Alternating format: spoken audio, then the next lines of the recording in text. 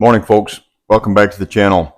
Today we're going to talk about a topic that's going to play out here within the next couple of days, and that topic is October morning hunts. When do you start implementing, or how do you make that decision to start even attempting to apply these morning hunts?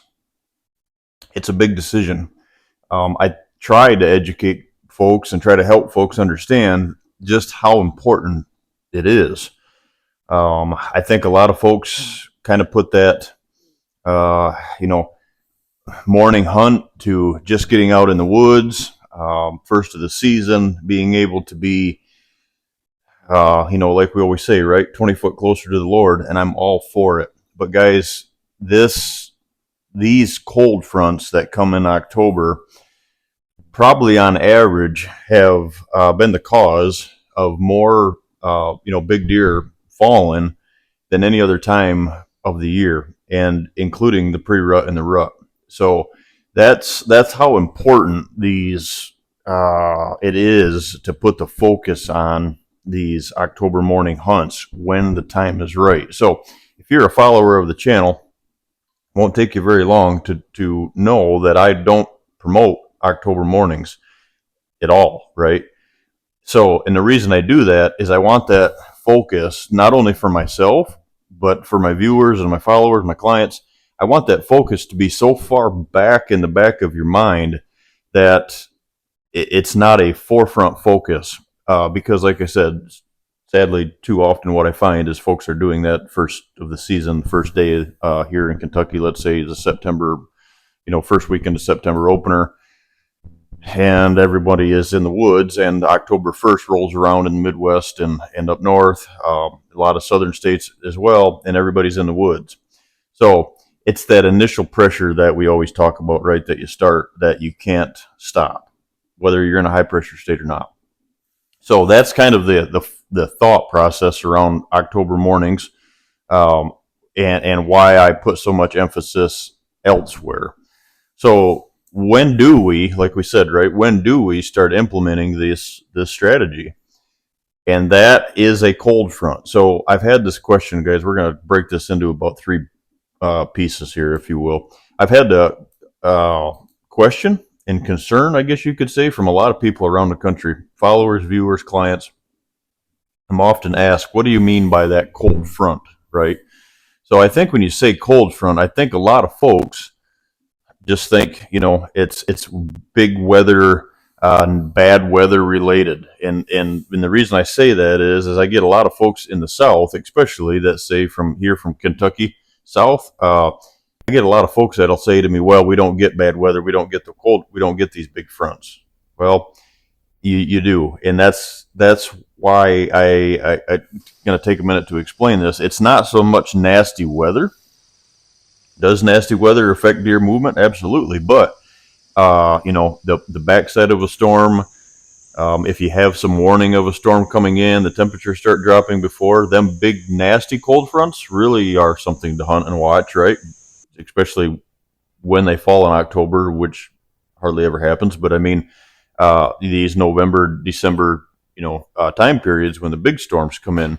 But what we're talking about, guys, when we talk about cold fronts, we're talking about a change. We're talking about a change that's, it was 70 degrees for most mornings for a month, and now all of a sudden you've got a 43-degree morning.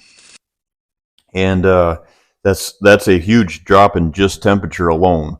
So, for example, we've got a high Monday coming in through here. So if you're not sure when this is going to be posted, but I think that's October 6th or 7th, and here in Kentucky. So if you look into that, you start looking at, the week leading up to it, where I'm at right now filming it, we're in these high 70s, low 80 days. And I think it's Tuesday or Wednesday, we've got this front coming in, this cold front coming in from the north. And I think the high for Monday or Tuesday is like 64 or something. So we're talking 15 degrees, potentially 20-degree temperature drop.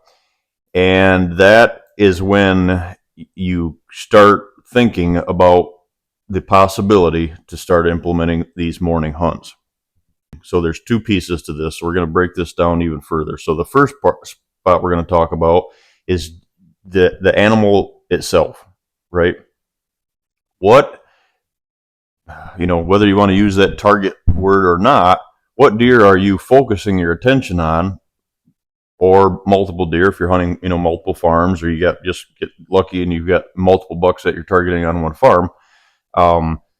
What have they done before? What have they done in the past? And what you're looking at is you're pretty much looking at for them to play, like I always say, right, is let them play their cards. Now, that's just not a let them play their cards from this year. We're going way back. We're going way back, and we're getting real personal with that data that they've already given us. If they are deer that have frequented the farm.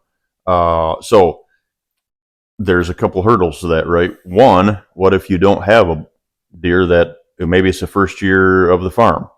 Maybe it's a lease. Maybe you don't have any history with them. So you have to take all that into consideration. Was he there in the summer? A lot. Was he there in the summer randomly?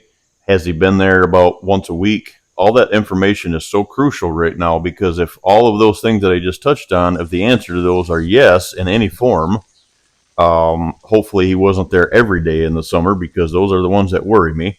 I want a buck that's there about 3 or 4 days a week during the summer, and then leaves and comes back a day here, comes back a day here. And what that tells me is he knows there's enough information here, and there's probably good food or habitat that is bringing him back, and it's tying him back to the plate, let's say, right? Now when one of these cold front comes in, now you've got some intel that tells you maybe I should implement this first morning hunt. On the other side of that, like I said, guys, if you have that data and you go back on, like I always say, right, there's 3 apps that you should have: local, national, a algorithm, and 4 would be the Weather Underground app. So maybe 4 apps on your phone that are very, very crucial. But that Weather Underground app, guys, website in general, or the app, it's so important this time of the year, because if you have a buck or bucks that you are targeting and they have been around for multiple years, now all of a sudden you have this playlist, right? You've just taken the other coach's playlist and you have all of the information that you need. You've done all your scouting, and you've got all this information that you need to when it's going to happen. So I'm going to use a perfect example here, guys, for whatever reason, and I love this date, and I don't know if it's just Murphy's Law or what, but the October 11th follows me around the country. I don't know why that is, but I've had multiple farms that I've either had permission to hunt on, leased on, ran hunts on, and I was guiding, and now the farm here in Kentucky. And like I said, whatever the reason for that is, October 11th there's a lot of things that happen.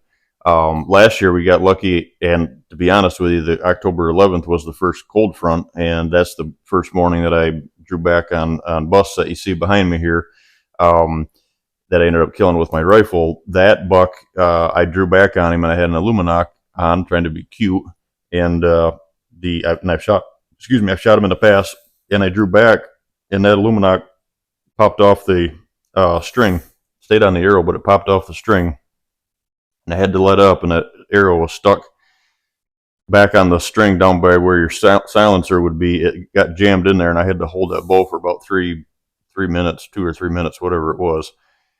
And he didn't know anything was up. He just walked out. So that's how crucial that can be. So what I start looking at, guys, is and that was the first morning that I'd hunted, right? Because it was a 20, I think that was even like 20, 25 degree drop. So what I'm saying here, guys, is you have to let them play their cards. And if you have that intel that they've been, maybe it was October 11th, maybe it was the 20th, something like that. If you're within this week or 2 week window, you got to start looking at what could trigger that movement ahead.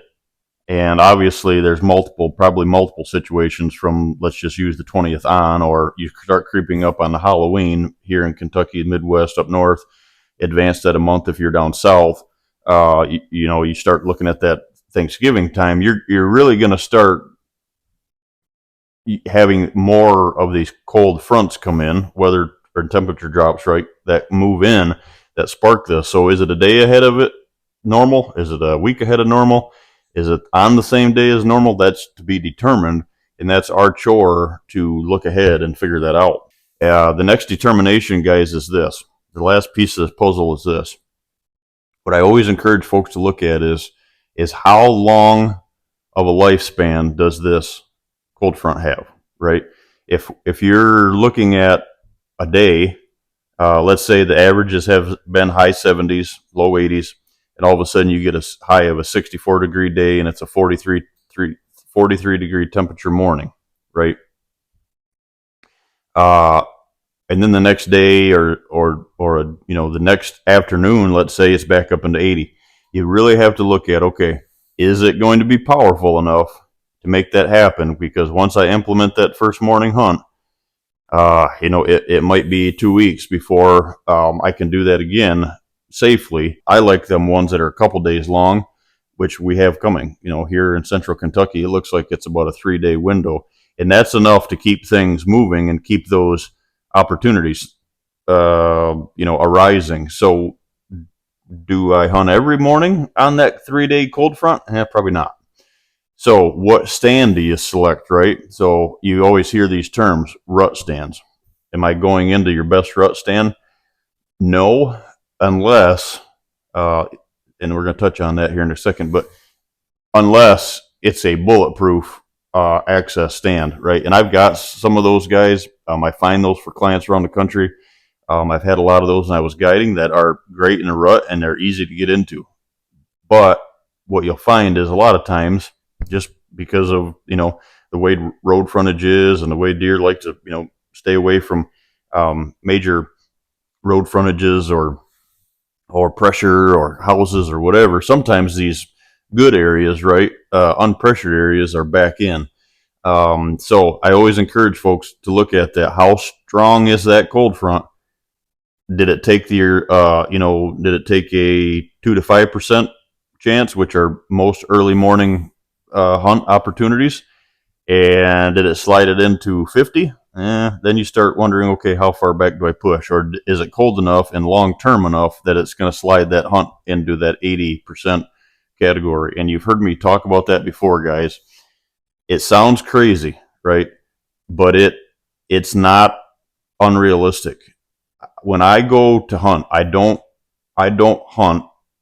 I love hunting just as much as anybody, right? And there's nothing more that I love being 20 foot closer to the Lord in October. Don't get me wrong. But if I'm not proficient, if I know that my proficiency scale isn't where I want it, if I don't have an 80% chance of harvesting a buck that I'm watching or looking at or think that's going to just resurface, this is his week to show back up on the farm, whatever that case is, guys, if it's not an 80% like this is high chance, I'm not going. I'm sitting in the house watching college football, right?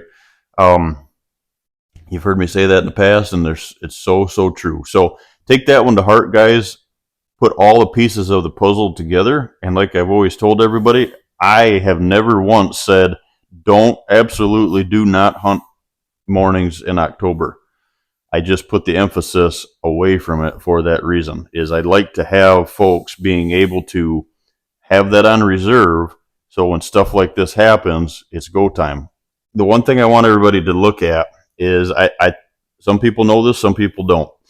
If on your weather apps, or if you're on your weather channel app or whatever the case is, you're looking at a weekly forecast. Remember, guys, the AM temperatures, if it says Monday's low temperature is going to be 64, if you look on there and it says Monday high is 75, low of 43, that morning temperature is not for Monday morning. That low temperature is actually for Tuesday morning. So that confuses a lot of folks, and I don't think there's a lot of folks that know that right info, but I learned that years ago. So if it's Monday 75 and it says a high and a low is 43, that 43 degree temperature is attached to Tuesday morning. That's not Monday morning's low. So let that play into the cold front, right? So if it's not going to happen, you got a 3-day window, and that day, that good day, that really good day, is not going to happen until Tuesday, and it's gone on Wednesday. In other words, you only have one opportunity.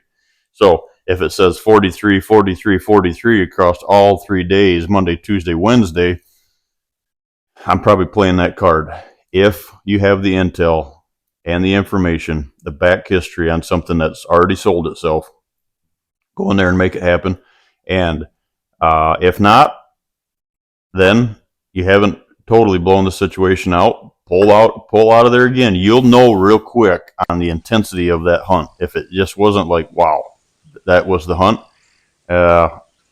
I'm waiting until it's a real obvious one until the next time I'm going in, which is probably in the Midwest, north of here. Kentucky is probably around Halloween, right?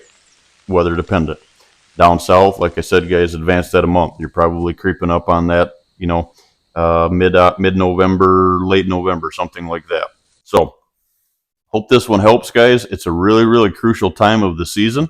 It's a very important piece of the puzzle, and your odds. There are a lot of giant deer, like I said, guys, that have been shot. A lot of good bucks have been shot around the country on the first October cold fronts. Just how important is it in your area? And how high of a percentage sit is that going to be before you make that determination?